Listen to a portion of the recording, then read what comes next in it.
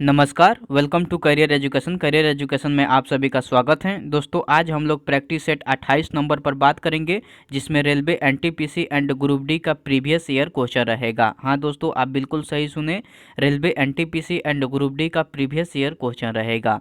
दोस्तों, इस चैनल पर टोटली प्रीवियस ईयर क्वेश्चन कराया जाता है। आप कोई भी एग्जाम का तैयारी कर रहे हो, उस एग्जाम का प्रीवियस ईयर क्वेश्चन इस चैनल पर कराया जाता है।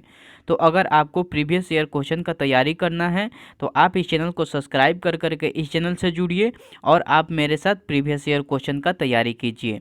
ओके दोस्तों, चलिए बिना देरी किए हुए क्वेश्चन देखते हैं। दोस्तों, क्वेश्चन करने से पहले आज का मोटिवेशनल कोट।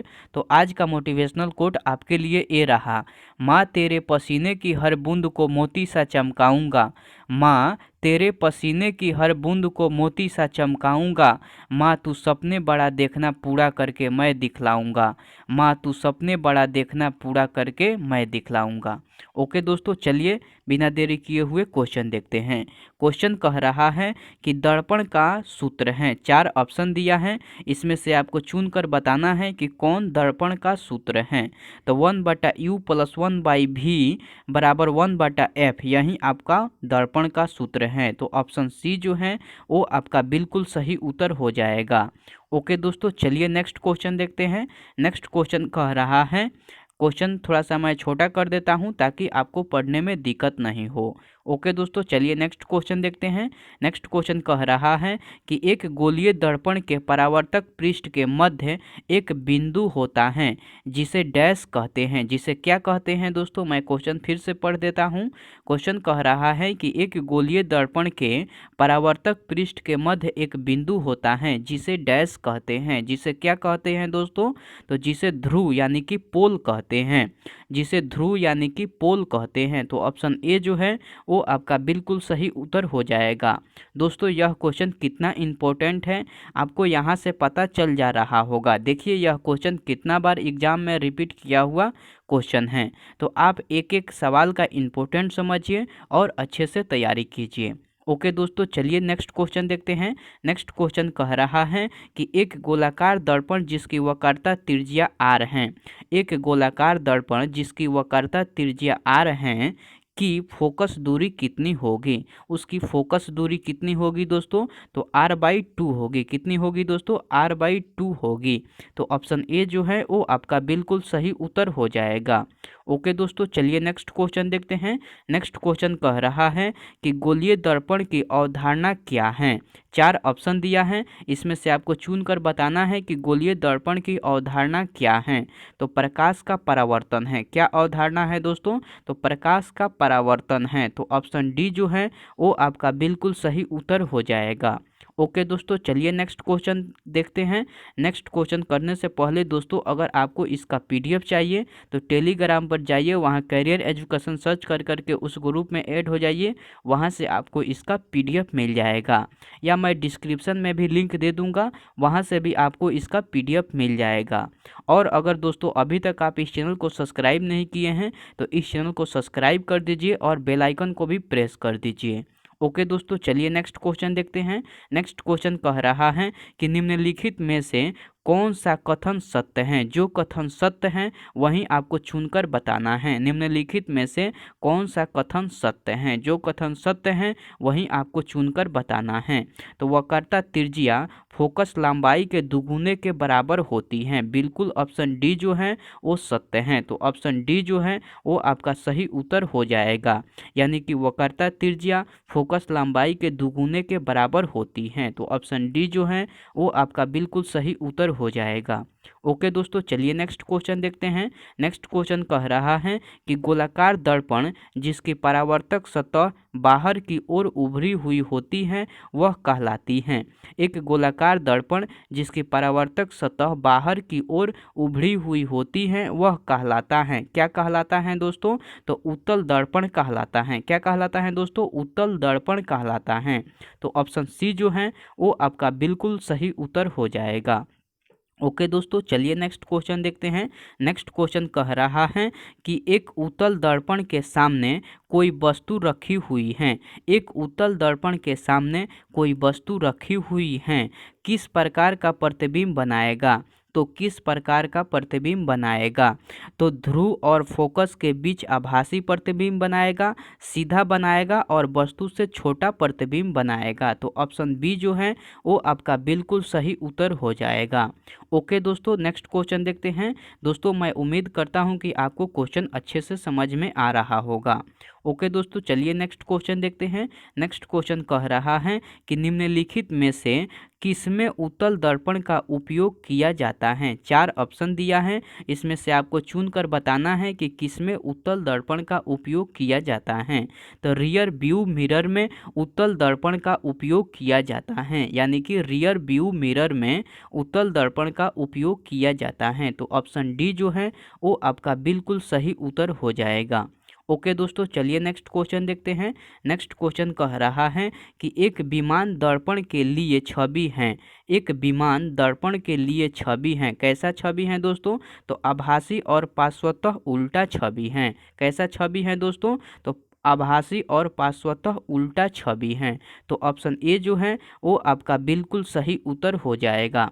ओके दोस्तों, चलिए नेक्स्ट क्वेश्चन देखते हैं। नेक्स्ट क्वेश्चन कह रहा है कि यदि किसी दर्पण की फोकस लंबाई +15 है, यदि किसी दर्पण की फोकस लंबाई +15 है तो यह कैसा है दोस्तों? तो उत्तल दर्पण है। तो यह कैसा है दोस्तों? उत्तल दर्पण है।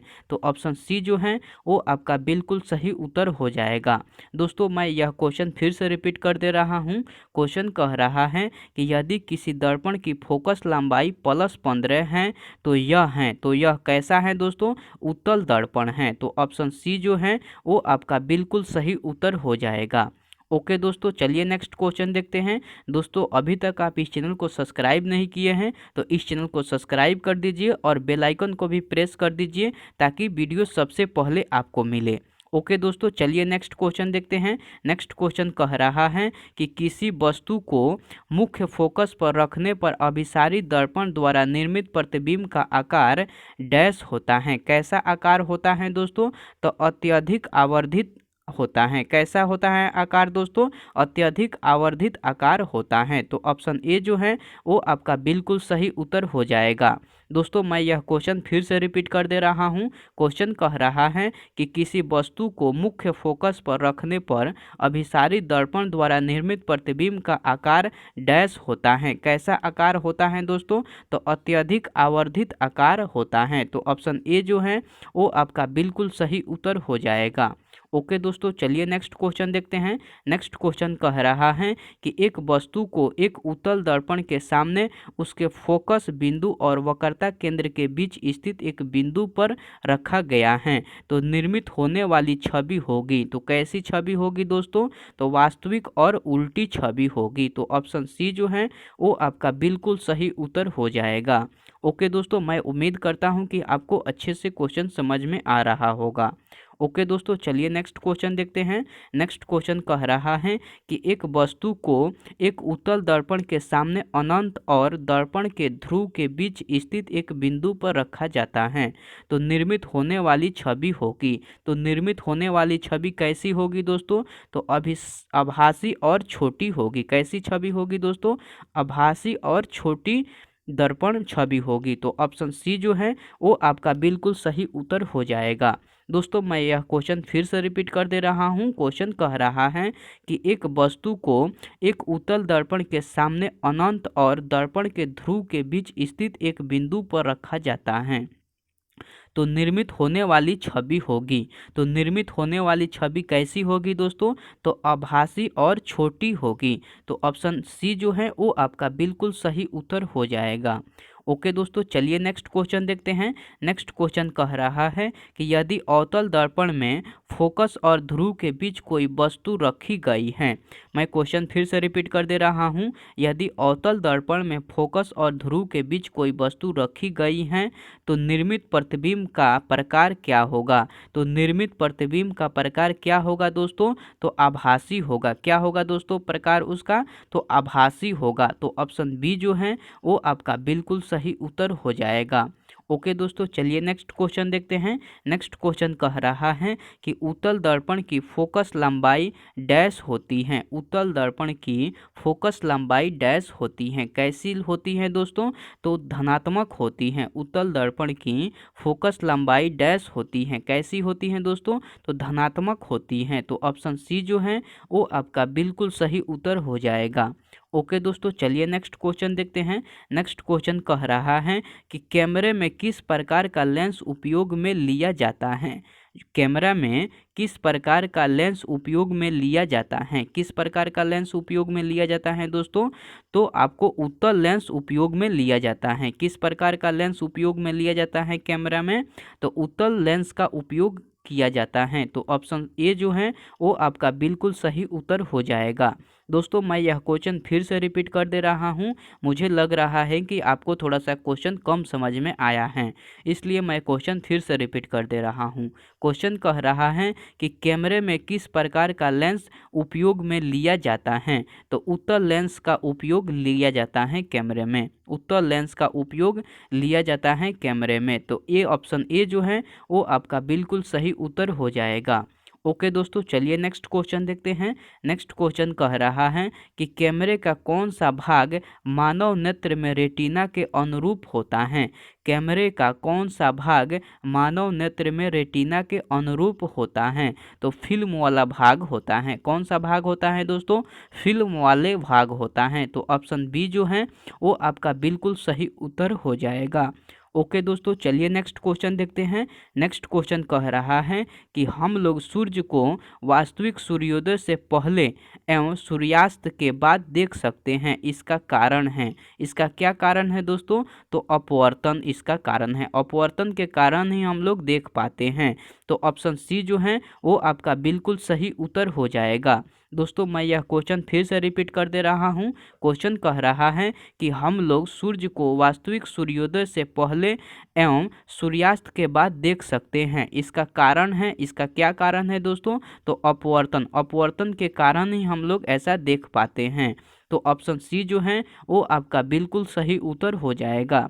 ओके दोस्तों, चलिए नेक्स्ट क्वेश्चन देखते हैं। दोस्तों, नेक्स्ट क्वेश्चन देखते हैं। रात में तारे झिलमिलाते हैं, क्यों? रात में तारे झिलमिलाते हैं, क्यों झिलमिलाते हैं दोस्तों? क्योंकि वायुमंडल में वायु का अपवर्तनांक बदलता है, इसलिए रात में तारे झिलमिलाते हैं। मैं क्वेश्चन फिर से रिपीट कर दे रहा हूँ। क्वेश्चन कह रहा है कि रात में तारे झिलमिलाते हैं, क्यों झिलमिलाते हैं दोस्तों? क्योंकि वायुमंडल में वायु का अपवर्तनांक बदलता है, इसलिए रात में तारे झिलमिलाते हैं। तो ऑप्शन डी जो है वो आपका बिल्कुल सही उत्तर हो जाएगा।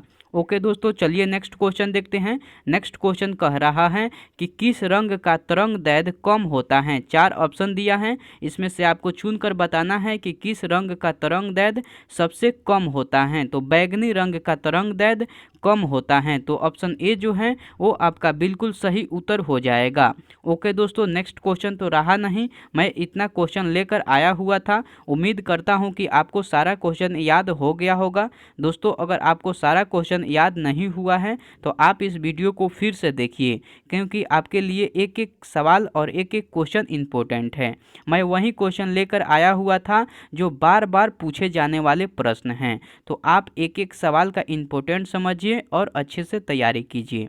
ओके दोस्तों, मैं आपसे नेक्स्ट प्रैक्टिस सेट में मिलूंगा। तब तक के लिए टेक केयर दोस्तों। अपना ध्यान रखिए और मन लगाकर पढ़ते रहिए। ओके दोस्तों, बाय।